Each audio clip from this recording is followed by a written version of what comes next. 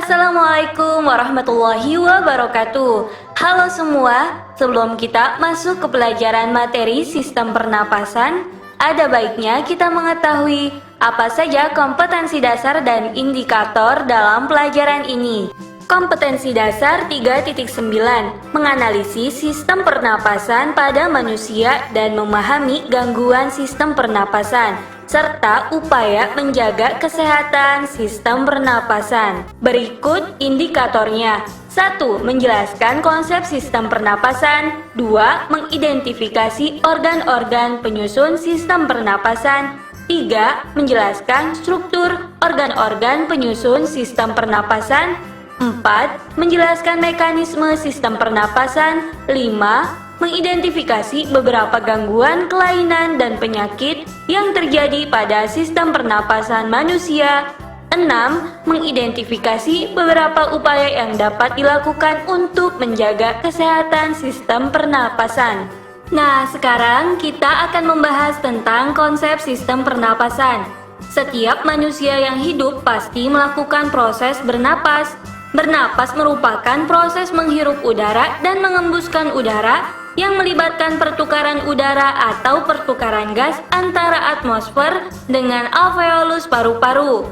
Tapi sebelum kita cari tahu bagaimana mekanisme sistem pernapasan, ayo kita cari tahu dulu apa saja organ-organ penyusun sistem pernapasan.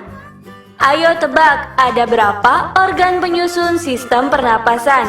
Kalau gitu kita sebutin bareng-bareng ya. Yang pertama, organ hidung.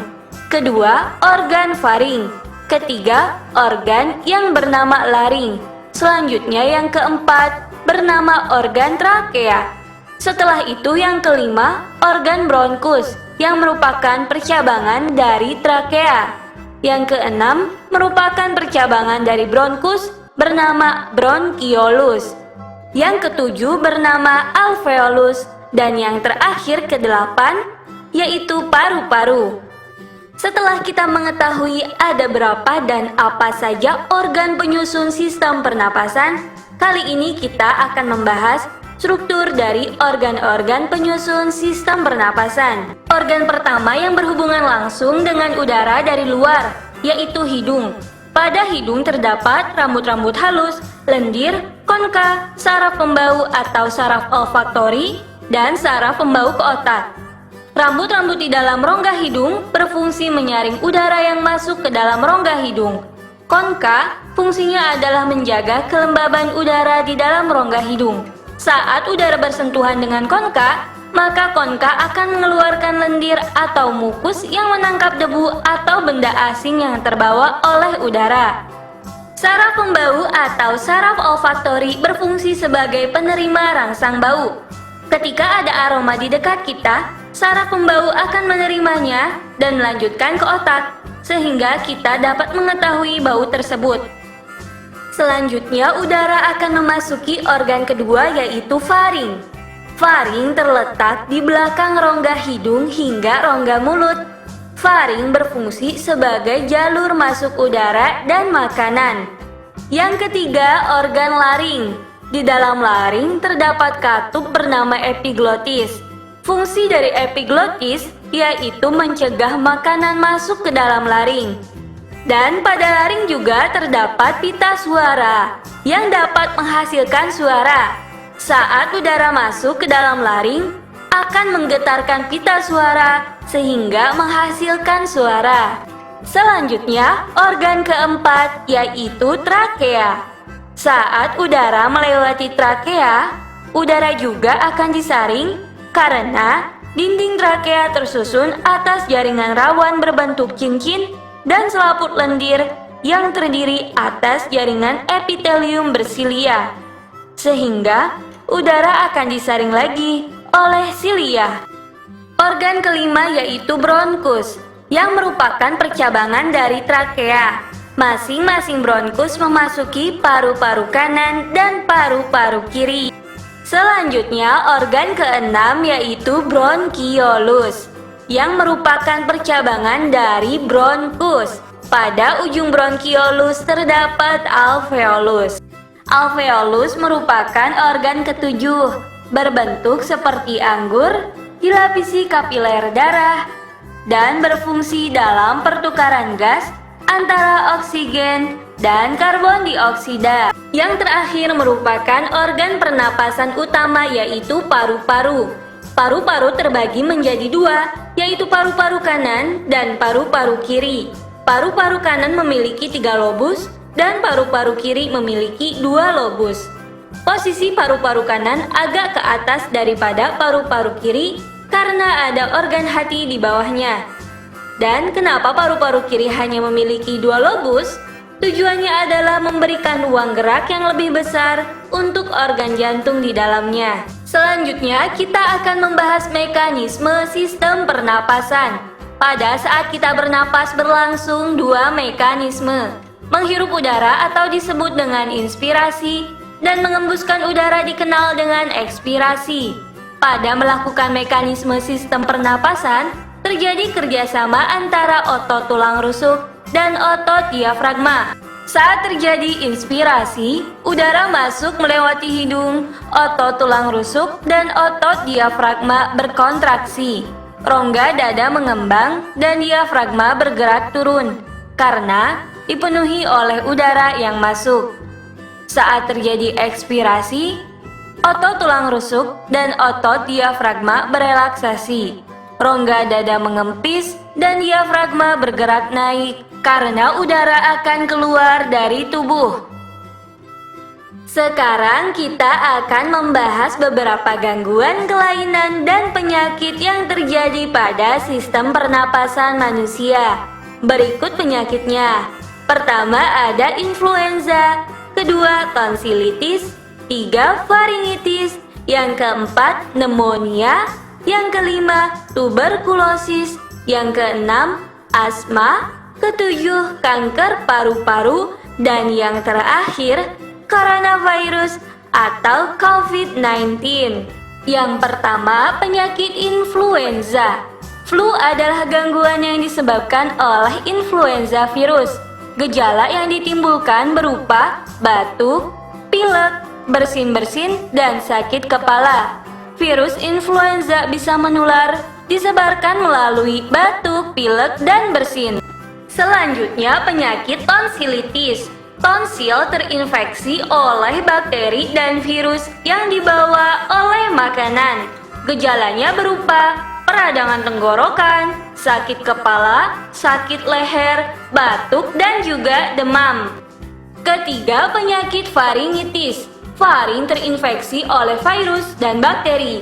Berikut virus dan bakteri yang bisa menginfeksi faring: adenovirus, rhinovirus, orthomyxovirus, coronavirus, dan bakteri Streptococcus pyogenes.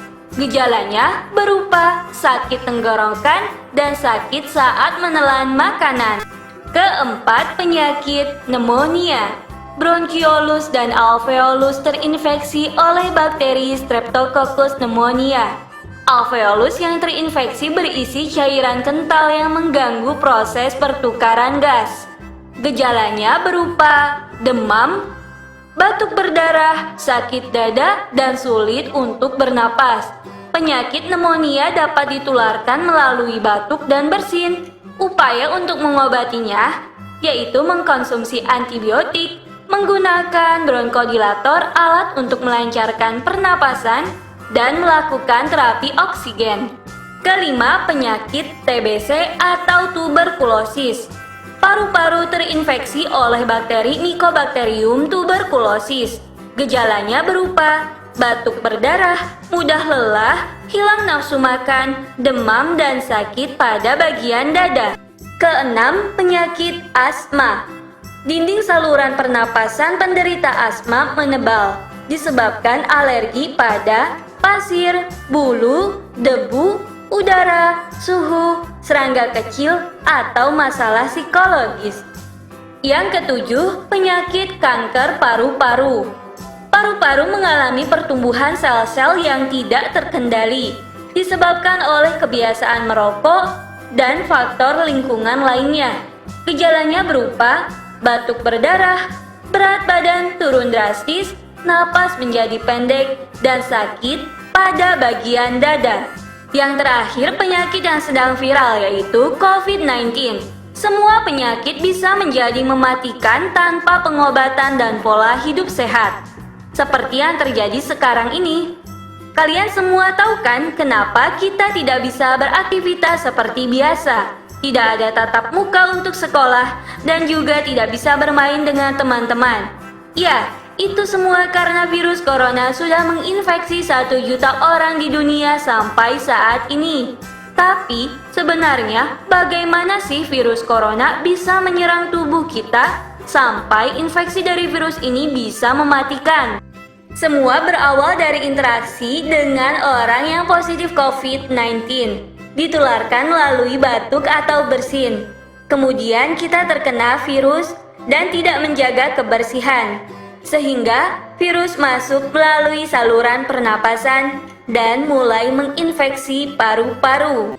Virus corona memiliki struktur berupa paku protein yang berfungsi untuk melekat dan melakukan penetrasi pada sel-sel sehat. Juga memiliki perisai lemak atau lapisan lemak yang membantu virus corona dengan mudah menempel di bagian tubuh kita. Dan memiliki RNA yang berfungsi untuk meretas sel sehat dan menyebabkan pertumbuhan virus corona di dalam tubuh kita. Setelah virus corona masuk ke tubuh kita, paku protein akan menempel pada paru-paru karena paru-paru memiliki sel-sel yang kaya akan protein ACE2, Angiotensin Converting Enzyme 2. Kemudian setelah paku protein menempel pada paru-paru, RNA virus akan masuk ke dalam sel dan menyerang inti sel sehat. Setelah sel sehat diperdaya oleh virus corona, sel menjadi rusak dan memproduksi jutaan virus corona. Jutaan virus corona siap menginfeksi sel-sel sehat lainnya. Di sini waktunya sistem imun beraksi, merespons dan menyerang virus corona. Tapi kalau sistem imun lemah, virus corona akan memperdaya sistem imun.